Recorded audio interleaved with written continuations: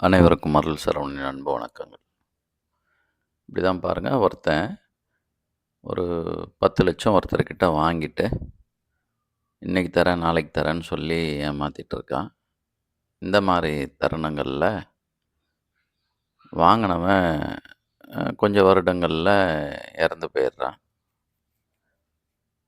குடுத்தவனும் கொஞ்ச நாள்ல இறந்து போயிடுறாங்க. இந்த கர்மாவோட கார்மிக் பேலன்ஸ் எப்படியா இருந்தாலும் எங்கேயோ பேலன்ஸ் ஆகணும் இல்லையா?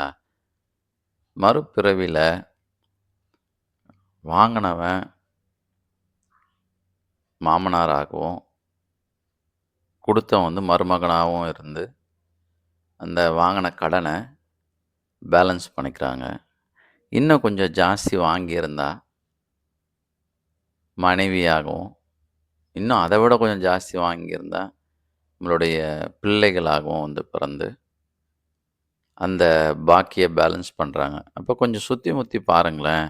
நம்மளுடைய உறவுகள், அந்த உறவுகள்ல இருக்கக்கூடிய பிரச்சனைகளோ, உறவுகள்ல இருக்கக்கூடியவங்க, இவங்க ஏன் இப்படி இருக்காங்கன்றதுக்கு, அப்படியே ஒரு கண்ண திறந்து பாருங்க. அது நண்பர் கூட்டமா இருக்கட்டும், நெருங்கிய உறவுகளா இருக்கட்டும்.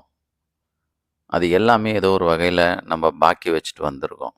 அப்போ அந்த பாக்கிய நம்ம கழிச்சு தான் ஆவணும். ஓகேவா? அந்த இத இன்னும் மேலும் எனக்கு இந்த பிரச்சனைகள்லாம் இல்லாம இருக்கணும். அந்த மாரி நம்ம விருப்பப்பட்டோம்னா, இன்னும் நெறைய பேருக்கு உதவி செய்யுங்க. உங்களால ஆன முடிஞ்ச அ ஸ் பண ரீதியான்னு கூட அவசியம் இல்ல. சரீர ரீதியாவோ இந்த மாரி நம்ப பண்றது, உதவி பண்றது ரொம்ப நல்லது. அதே நேரத்தில இந்த பாக்கியங்கள்லாம் உண்மையாவே அன்புடன் செய்யுங்க.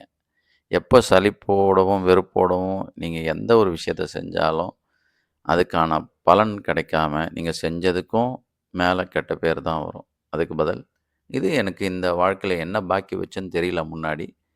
அதுக்கு நான் இதுக்கு நான் இது பண்றேன்னு மனசுல நெனச்சுட்டு, நீங்க செய்யறது, அப்ப ஏதோ ஜென்மத்தில வாங்குன கடன இப்ப பாக்கி கழிக்கிறீங்கன்னு மட்டும் மனசுல வச்சுக்கங்க.